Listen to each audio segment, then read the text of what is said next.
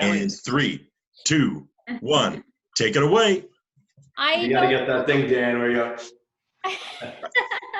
What happens to people that are like dyslexic and don't know their numbers properly? Like, does the countdown backwards mean that like I start now or I finish now? You have to do the entire podcast in backwards. Oh, like Pig Latin. I could do it like that. Exactly, for sure. Anyway, hello everyone. Welcome to Rise and Shine. I'm so excited to have this crew here with me. Of course, my typical I shouldn't say typical, that sounded mean. You're not typical. You guys are anything but typical. You are extraordinary. But I have my co-hosts here, Dan Trumbull and Brendan Fields. Brendan Fields owns Rize, and Dan Trumbull is Dan Trumbull Consulting, although I believe he's changing that soon. He's going through a... Someday. And then we have 3 awesome guests coming on today. I'll let you all introduce yourselves. Eli, I'll let you go first. Perfect. My name's Eli, co-founder of Results Imagery with Kyle, who's going to go right after me, I'm sure. We'll probably dive deeper, but super passionate about entrepreneurship and love growing a team and a business. Awesome. And Kyle, can you follow up with that one? That's a hard one to follow up with. Yeah, I'm Kyle. I'm one of the co-founders of Results Imagery. I haven't had a job a day of my life. I've always been an entrepreneur. I love it. I'm passionate about it. And I would say, I would probably be the worst employee for anybody. So that's why I kind of do my own thing and love business, love the e-commerce space, and more than anything, very passionate about photography and video production. Okay, but you're not homeless, right? You're not homeless. No. I got a beautiful wife and two boys here at home. They're actually making Christmas cookies right now in the kitchen. So if there's a little noise, I'm sorry about that. No, usually when I hear I've never had a job, I think drugs. Oh, yeah. Homeless. Yep. So just making sure. And Mary, on to you. Hi, I'm a little nervous. This is my first podcast, but I wish I could say I never had a job in my life. I was a teacher for 10 years, but I left, and I am actually working partner with my sister here, McLean, and like you, Kyle, I've got a whole bunch of noise in the background, so excuse the 3 kids that are relentlessly chaotic. You didn't put them in the cages like I told you to? It's too cold outside. It's like 24 degrees. I love that the cages are outside. That's awesome. Yeah. I even keep my dog in a kennel inside. You don't have kids then, huh? I don't. No. Well, we'll start with Kyle and Eli. How did you guys kind of meet, and how did you start your company? Kind of give us a little background on how your company started. Kick it off, Kyle. I'll fill in the gaps. Yeah, cool. So Eli and I actually met through a mutual friend at a dinner for someone's birthday. And we just kicked it off from there. We were both part of a startup. We co-founded another startup called Soul ID, the social network for action sports. That was a cool 4 or 5 year thing that we did together. We led the marketing on that. And at our exit, we had users in 173 countries. So it was a really cool experience. We had partnered up with some of the largest brands in the world, like NBC Sports, Red Bull, X Games, all types of cool companies and brands. And that's kind of where Eli can jump on this more. This is kind of where our gateway drug was for entrepreneurship. It was where our passion really started. And we found that us together worked really well outside of, Eli and I were best friends, like they were mentioned earlier. We almost look like brothers, but we're also business partners. So we have this cool yin and yang to us that we just work really well together, and we love every day of it. So that's kind of where it all started. I'm sure Eli can jump on a little bit more, but yeah, it's perfect. That is the start. I think Kyle and I both realized that we can take a passion that we're passionate about. The early passion here was, for me, it was action sports. For Kyle, it was media, and creating something super impactful that people can latch onto. Because of the work that we've done and because of sharing our passion and actually following and pursuing that dream, you can actually spin out a business out of it and create an income for yourself. And at the same time, build a team that is extremely passionate about what you're passionate about. that was perfectly well said by Kyle. It was the gateway drug for us to see that that is an opportunity and that is possible. From there, we've gone, we had a brief separation in terms of the businesses that we were working on after Soul ID, and then realizing there's a massive opportunity and we worked so well together, we came back, and that's where Results Imagery was really created. Now, did you guys sell Soul ID? Is that what happened? Like, what happened with that? Yeah, you had a great opportunity there. It was a good opportunity. The problem with Soul ID was it's really, really hard to get somebody to convert social networks. Soul ID again was like if you were involved in snowboarding, there was a full network dedicated to snowboarding, like, comment, share type of thing, but it was only snowboarding. If you liked motocross, you would go into this other division of the company. Your ID is what we called it. You did identify yourself within these different action sport realms. It was a great concept, but there's brain chemicals that fire in social media when you get a like or something, or somebody comments or tags you in something. There is dopamine that is fired in the brain, and if you don't have that dopamine firing, why would you switch over to that social network? You post a cool photo of you snowboarding on the weekend and you get 3 or 4 likes. You post that same photo on Instagram where you have a massive following, you get 40, 50 likes. These dopamine hits are firing. It's creating you to be more engaged in that platform and not this platform. And to get somebody to convert takes mass amount of marketing dollars that unfortunately we did not have. And that is why the company was dissolved and exited. Brendan, I know you had a few questions for them. I'm gonna let you kind of take the platform now. Yeah. So you guys kind of answered them in your introduction. I guess one question I have, and this is always something that I think about a lot, and I think this is backed up in fact, is that the main reason for business failure, other than underfunding or some financial issues, is partnership, problems, disputes amongst partners. So it sounds like you guys got very lucky, meeting each other, getting along, as well as you have. And if maybe you guys could go into a little more detail about kind of what, traits or abilities each of you have and how they kind of mesh well, because I think it's difficult when you have 2 partners that both want to do, manage a certain area of the business and are deficient in another area. So maybe you guys could speak to that a bit. Yeah, I'll let Kyle take this. Kyle, let's see how well you know my traits, and let's see if it doesn't spark up something here. This could be the end of a relationship right here. We poke at each other all day. If you listen to our podcast, that's all we're doing in our podcast is poking at each other. We love it. I think to kind of back it up from the beginning of what you were saying, I think the number one thing with a co-founder is you need to have that level of respect in order to let them have the table and really hear them out and let them express what they need to express. A lot of times, Eli and I honestly, being a partner with him for 7 years now with different businesses, we have never gotten into like an argument or like a massive, like most co-founders do, which is pretty typical, and it just tears the company apart. But we're big believers. We did the personality, personality test, the Myers-Briggs. Yeah, we've done that.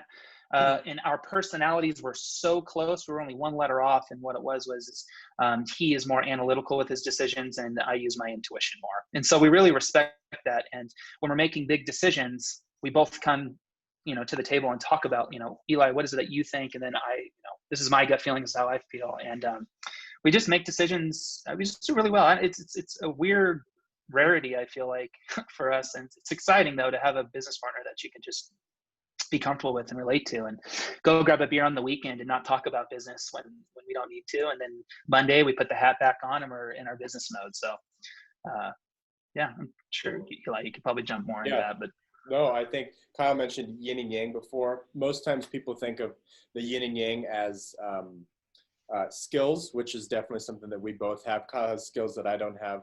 I have skills that he doesn't have. But when you talk about personality traits, I think that takes it a little bit deeper into like the micro level that actually translates back to the macro.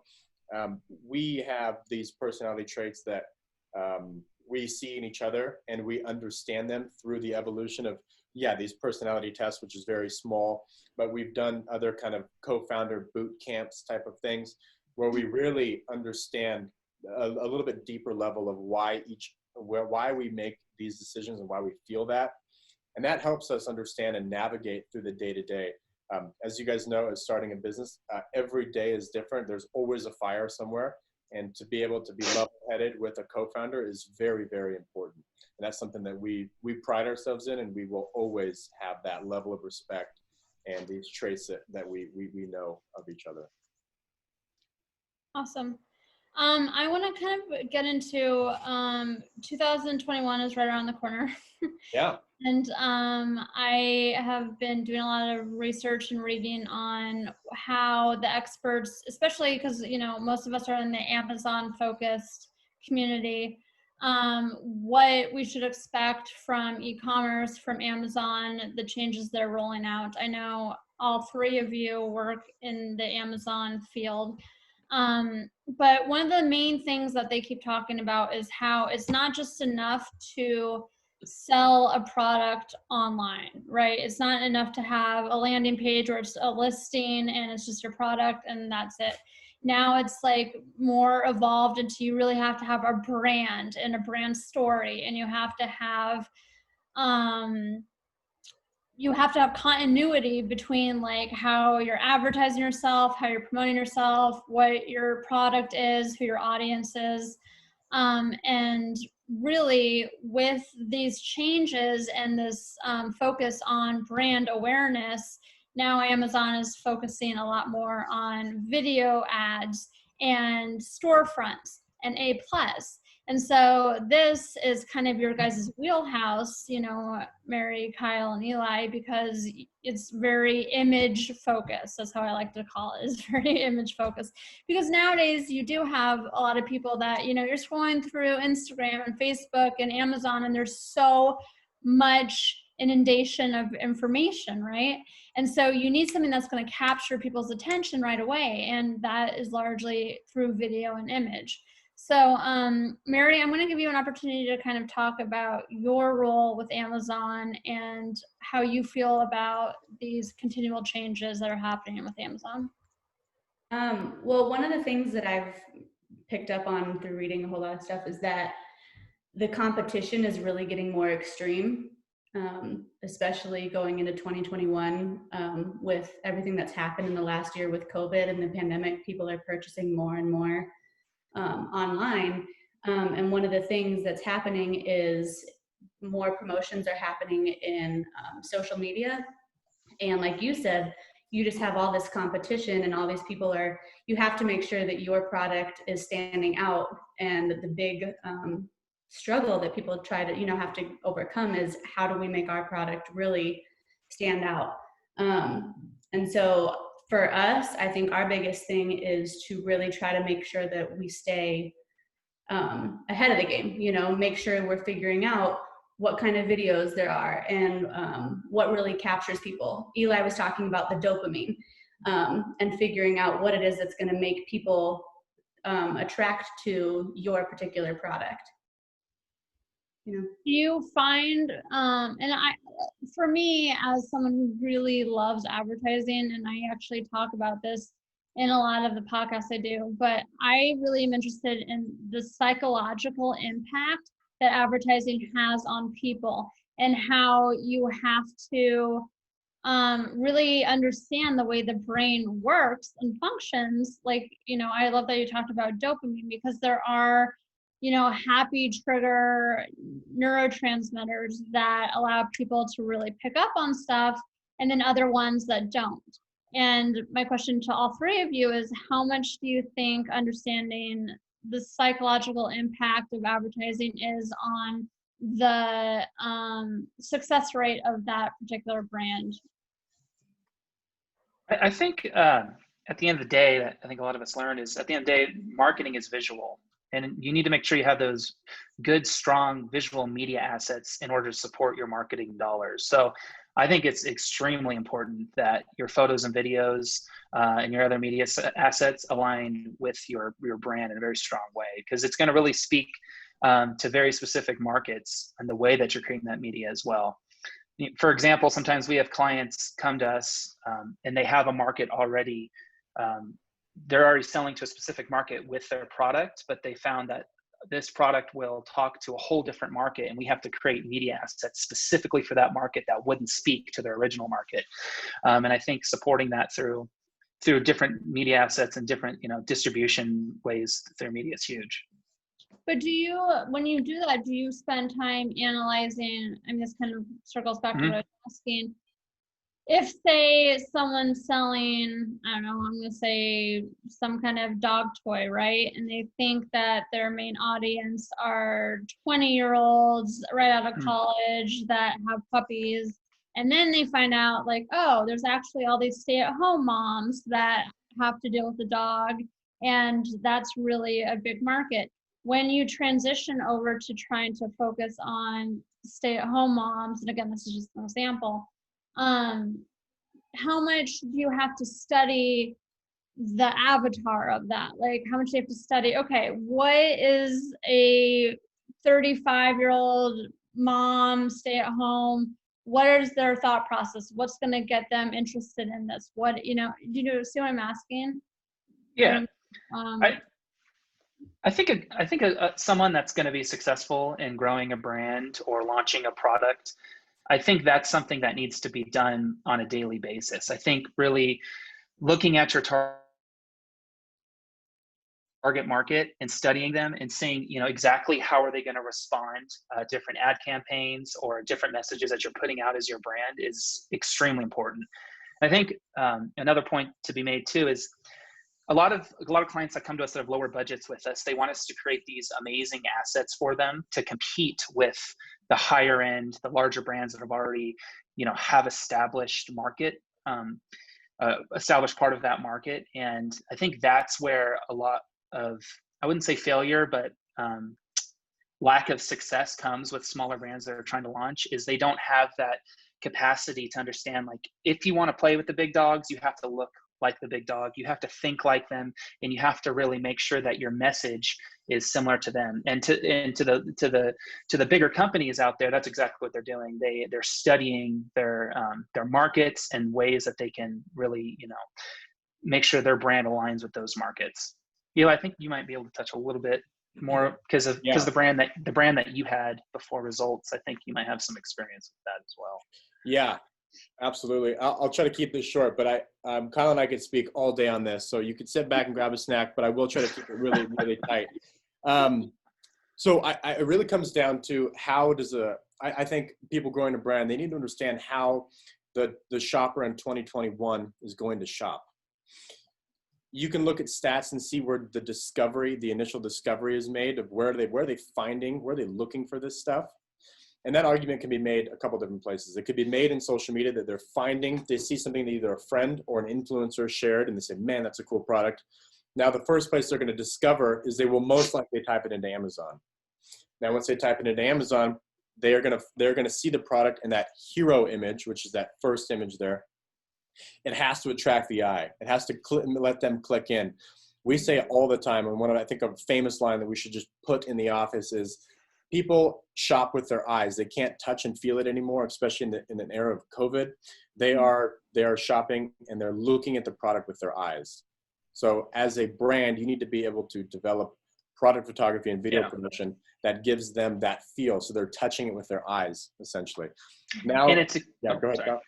No, I was just going to say, and it's extremely important now because we're on these small screens and the real estate on these screens are so small, and you only have so much time to grab that attention.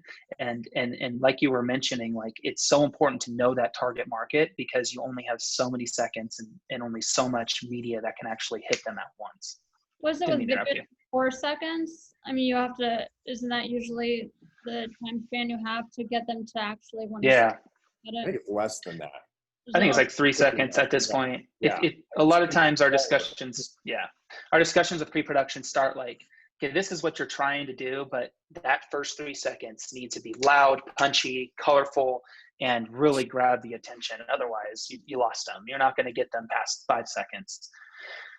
Yeah. Now, Mary, I feel like with A+, you have a little bit more opportunity because it's not just photos, but it's also wording. How do you feel about capturing people's attention, and what opportunities come with A+ content? Well, we talk about this all the time. People don't like to read. People don't want to take the time to sift through a couple of paragraphs to figure out what it is that the product is offering. So one of the things that we talk to our clients about all the time is we want to display why your product stands out through imagery, and as little wording as humanly possible. And with A+, you get to share your story. It's, like they were talking about, it grabs you, it brings the potential buyers in, but you need to do it quickly, and you need to make sure that it's attracting the right audience. Would you say, I'm sorry, I didn't interrupt you. No, go ahead. Would you say in this day and age, with the competition that's out there and with everyone moving online, especially on Amazon, would you say it's almost necessary that you have A+ at this point? I mean, I think so, yeah.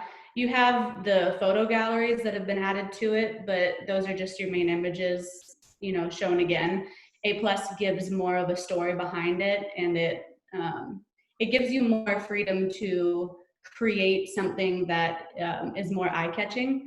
I think the thing too now is with the premium A+ that they recently have rolled out, is that is also going to create more competition, which is going to be harder for the new buyers, new sellers, especially because it's much more expensive and it's invite only. So that's going to be, it's going to be pretty crucial for sellers, especially beginner sellers, to have A+ to compete with what else is coming out.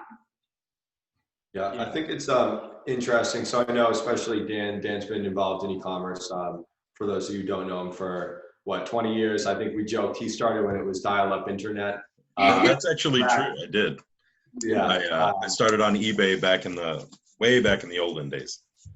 Yeah. So even when I started selling online about 10 years ago, you could take a picture with your iPhone or with, I guess then it was a digital camera, and you could just have a white background and put it up on Amazon, and you could get a lot of sales. But what seems to have changed is, just to even compete at all, you need to have professional photos. So it seems like that's just the baseline now to compete. So I guess, and you guys may be able to speak to this, more than I can, but almost establishing a brand identity through the style of your photographs and your videos, to kind of, introduce shoppers to your brand and have some uniformity. So if shoppers are browsing and see other products by your brand, they recognize it to be within that same brand umbrella, as your other products. Yep, this is something we talk to our clients about all the time, is the omni-channel experience that that is like a buzzword we use all the time. And it's something that it is very prevalent now, is, you sell, and it comes back to what I was talking about how a customer is shopping is, they're going to see it on social, maybe they're going to look at it here in Amazon, but in order to see that you're credible, they're going to bounce over and check out your website. If your website is not consistent to the photos that you have and that you've been tracking them through this discovery period, they're going to bounce. A couple things, they're going to bounce, and most importantly is a lack of credibility. If you're up against, I saw an example the other day, there was a competitor to Fitbit, one-off direct-to-consumer Fitbit type brand on Amazon.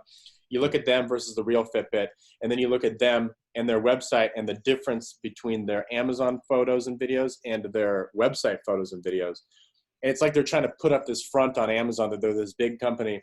You jump into their website, it is horrible. Mm-hmm. And if I, as a shopper, that is how I'm going to shop, and I think a lot of people are going to start shopping like that, is they're going to just be instantly gone. Lack of credibility. And images and videos support that credibility. Yeah, interesting. Well, and kind of going back to the premium A+ that we were talking about in the competition, is with that comes the HD images, and they've got longer videos. The videos are now up to 3 minutes for that. So you really need to make sure that you're not taking pictures with your cell phone, and it's not going to work that way. You're going to have some really intricate and well done, high quality photos, which is really just going to create more competition. Well, and I think we had a podcast about this a few weeks ago about how we're talking about budgeting and profit margins and net profit, and how a lot of people don't actually factor in when they're talking about their landing costs and manufacturing costs. They don't factor in how much you have to spend on advertising. And I think that's a huge, huge issue, because especially nowadays, and you guys know this, like, because you just said you have a lot of people that don't have a lot of money coming to you wanting like top quality, high end, HD stuff. And you're going, well, you have to spend the money to pay to play, essentially. And it's kind of like I want good, cheap video, and you have to tell them, well, pick one or the other. Yeah, exactly. Yeah, we try to, with our services, we try to offer different levels of specifically video, because obviously the entry to video is a lot more than photography. So we do try to offer lower entry videos for people that are just looking to just get started. So hopefully that helps a lot of people. But for the most part, like you said, it's like you either want good or cheap. Which one do you want? Because there's a lot of logistics that go behind video, especially. Sure. And a lot of it's through an education process for most that we need to, help them understand. But kind of just going back a little bit to what was mentioned was, I think what Eli was saying with the omnichannel experience, with bouncing back and forth through Amazon and then going back to the website and then back to Amazon. I think it's really important, like we were saying too, about that real estate on the mobile, is you want to make sure to win them instantly with that first grab of media. And then the A+ content really is that enhanced brand content that helps you, seal the deal with that sell. So that's one thing we always push, is make sure that second photo when they're swiping with their thumb is a really strong brand representative photo that you can really showcase to them. Because a lot of times people don't know, okay, I have a slot for 7 photos. How do I do it? I know I need the hero image first because Amazon says I do, but after that, like, what do I do? It's the second photo, third photo. Is it an infographic? Is it, a really cool photo with a, lifestyle photo with a model, or is it another on-white photo that maybe showcases a feature? So it really has to do with like that dopamine hit and that psychology of, what is really going to make that person trigger after seeing that first photo, so they can better understand and move from place to place. Well, I would say, if you guys, sorry, McQueen. No. I was going to say, I don't know if you guys agree, but I think that video is going to become more and more important as time goes on. You go through Instagram, the likelihood of you really going to someone's page and looking at their still frames is not much. But if you are swiping through and you have those advertisements, that really catch you, I think those are starting to pick up. And with Amazon having live video and their new virtual experience where you can picture the table that you want to buy in your house, that kind of stuff I think is going to become more and more prevalent. And that just goes back to having really quality stuff, because if you're looking, if you're setting up your virtual experience and this table, has terrible photography, you're going to skip right over it. I think it's important. Well, What's that game where you run around and catch imaginary animals? Oh, yeah. There was like riots over that. It's Pokemon Go. That's it. Oh, yeah. So that uses a similar technology called augmented reality. And I actually can't stand the game because I'm older than like 4. But the interesting technology, I thought at the time when I played it, I thought there are a ton of commercial applications for this. And I think this is, Mary, you point out a great one. You can envision that table or those curtains, but only if the video or the photography is done correctly. Mm-hmm. Well, and I think it circles back to, I don't know if it was Eli or Kyle that said it, but you have to shop with your eyes. But the more we get into, all the advances of technology, suddenly you're like in it, it's like totally. You're almost back at a brick and mortar store. You're like literally sitting there and you can like shift around and see the different dimensions and feel like you're actually in it. So it's almost like we've done this full circle back to, we're in brick and mortar, but not really, which is interesting.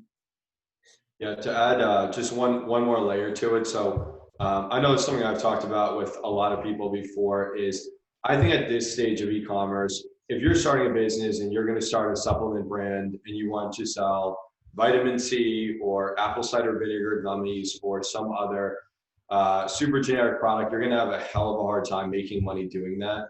So I think probably photography and video should really be used as a tool to accentuate proprietary features of a product that you develop, because that's really, if you're truthful about it, the only way you're going to be successful in the long term is if you have something with intellectual property backing you up, either as a patent or a trademark, and you're really able to put a lot of dollars behind building trust in your particular brand.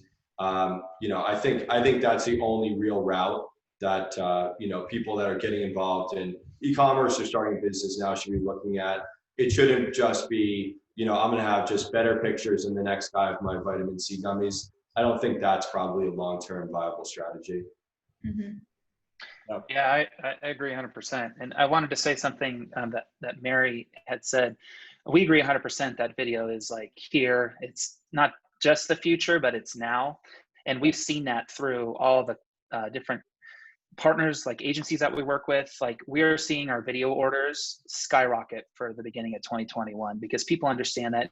And it's specifically, you see it too, like Amazon pushing the new in-feed brand video ads that you can do. Yep. I mean, that speaks right there that Amazon's obviously awake to it. And really, when we do work for like ad campaigns, and then we also do videos for stories for people, so we change the dimensions, it's always video. And that's where the feedback that we get is, that's where the engagement is, and that's where the sales and click-throughs are happening, is all video. Photos are a good support for your brand, but if you can just get them past that one photo or two photos to get them to watch that video, and then get them past that 3 seconds to watch the whole video, you've done a good job on your media assets. So it's like a whole process. It's not just like, okay, like I need this one thing. It's a domino effect. You get them to your website and you get them back to Amazon. It's pretty crazy. I think a lot of sellers starting out, they don't understand that. And they just think, oh, I need a few good photos on white to get by. And then they wonder why they're not making good sales. Yep. Yeah, and that goes back to, like a lot of, and I see it, I'm sure Brendan and Dan, you see it all the time, Mary, I'm sure all of you do. If you're on any of the Amazon forums, there's a lot of gurus out there that say, oh, you can start a really successful company with $5,000, right? Like, that seems to be like what everyone quotes, is $5,000 is all you need.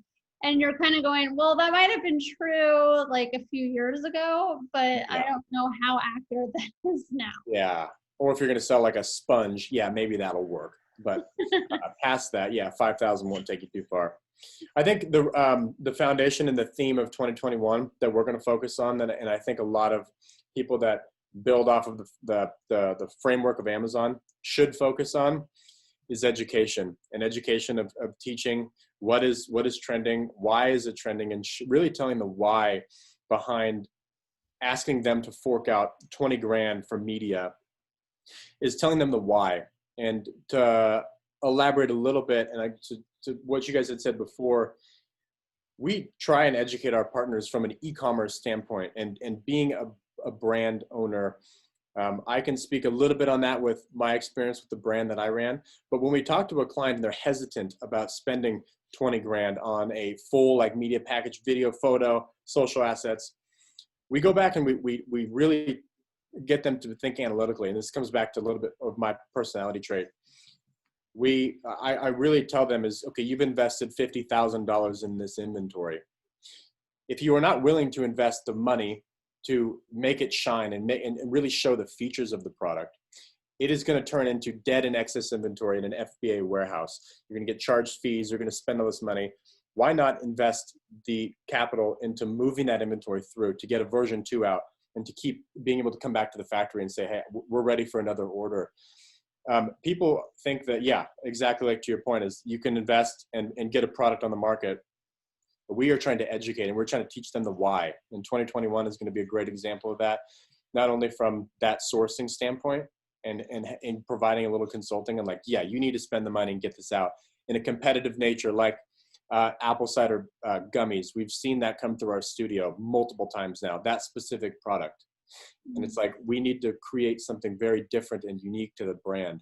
And that's just back to education and the foundation of that for 2021.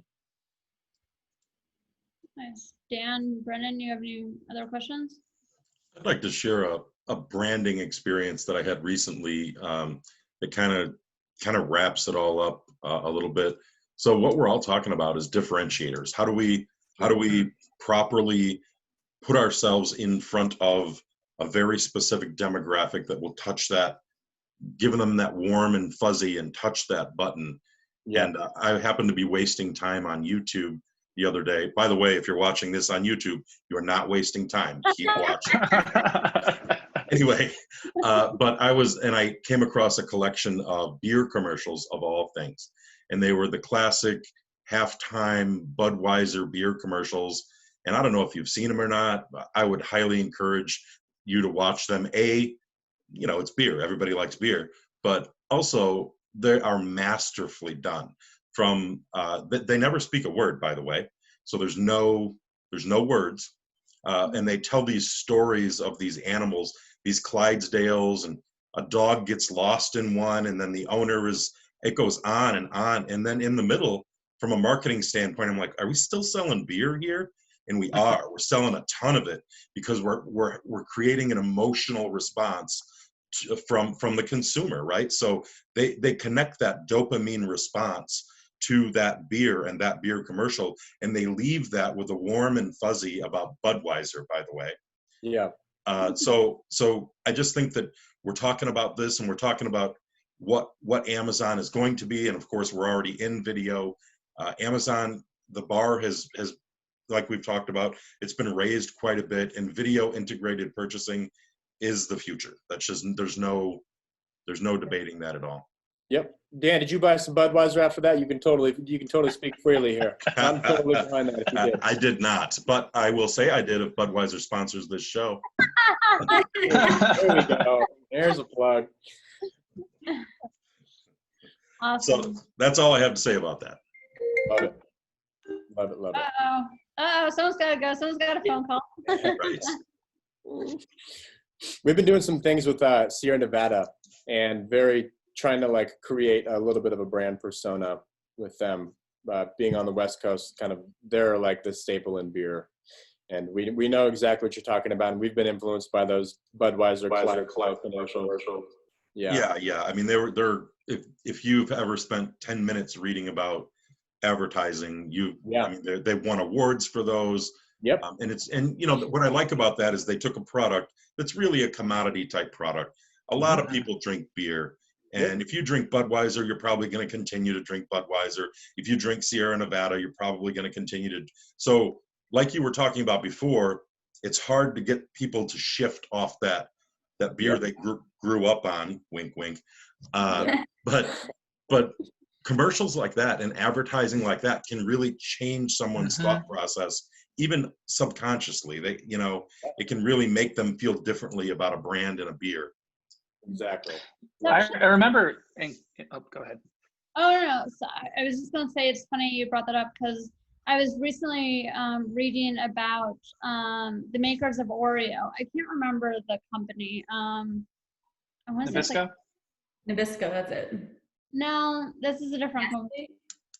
I can't remember the name of it, but it's something international, and it's really irrelevant. But what they have introduced is a term called humaning. Okay, it's like the staple of how people are now looking at advertising. And humaning is a way of making a product actually become personified, right? So that people can actually relate to it on a human level. So that when you're looking at an Oreo commercial, you're not looking at someone eating Oreos, you're making that connection of, oh my gosh, they're bonding with their family or their siblings, or they're creating these memories. Right. And so it's no longer about the actual Oreo. The Oreo is just kind of like the centerpiece of a story that is being told. And that's what really captures people's interest or piques their interest and creates that humaning effect. Is it Conagra Foods or Unilever? It's what? Is that Conagra Foods? Conagra Foods? Yeah, they own a bunch of labels like that. They own a bunch of The conglomerate, yeah. Exactly, Well, exactly. McLean, what I was going to say is that probably goes back, that does go back to your initial point earlier when you were asking about, do you focus on the psychology behind the people that you're trying to attract? You know, if you have a product and yours, I mean, we talk about this all the time because everybody has toxic free, organic, bamboo, Everybody. something, right? And one of the things we always talk about is gluten-free. exactly. And one of the things we talk about a lot is obviously who is your target audience. But I can personally, you know, one of the things that I can relate to is the mom. You know, do you want your, you know, we can attract those moms that are going, I'm going to feed my kids using something that isn't going to endanger them, or, you know, so it does go back to the psychology of who is it that you are trying to attract and what is it that you're going to focus on to grab their attention in that first 3 seconds, you know? Exactly. Yep. Yeah, a big buzzword that we use with our clients is in our sale typically is bring in a human element to the photos and video for you, because that's going to create that emotional and mental connection of wanting a product.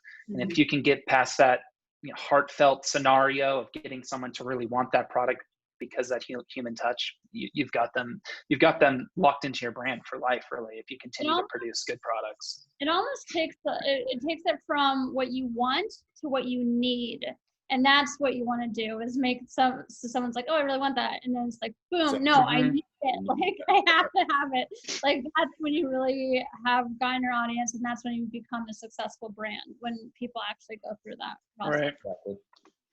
Right. Anyway, I think it's about that time. I really thought this was an interesting conversation. You guys were awesome. Dan, Brendan, did you have any more questions for them before we close out? No, really great information. Yeah, really great information. I think it's definitely a pioneering area of e-commerce now is, you know, like we discussed, making it feel like the consumer is actually touching and feeling the brand, even though, of course, you know, it's all through the screen. So yeah, no, it was awesome. Appreciate all the good ideas you guys shared. Yeah, all your time is much appreciated. I'm going to let, as always, when I close the show, I'm going to let everyone go around the room and plug themselves. Dan, you're always the first one. DanTrumbleConsulting.com. Check me out for a free 30-minute call. Make sure you're getting on your IP so you can get brand registered on Amazon and use these geniuses for video. Mm-hmm. Brendan? I'm Brendan, the founder of Rebate.com. We are a launch platform for Amazon sellers. We also support Walmart, eBay, Etsy, and Shopify stores. Okay, Kyle? Yeah, Kyle and Eli with Results Imagery. If you need any photographs or video production, make sure to come to us. We've got some really exciting new services coming out in 2021. In addition, going to have to plug our podcast and our brand, Biz Bros podcast. And if you need any consulting on our end for e-commerce or media, bizbros.io. And if you send that information to Dan, he can, when he goes to publish the link, he can post that in the comments for you guys. Perfect. Awesome. Mary? Hi, I guess bye, I should say. Mary Irvin, we are liaison marketing, and we will handle any listing optimizations or PPC services or photography. So liaison marketing. Yeah. All right, awesome. Thanks again, everyone. This is a great podcast. And anyone watching this, if you use any of these services, you're in good hands. So make sure to hit them up. All right. Thank you. Guys. Have a good one. See you guys.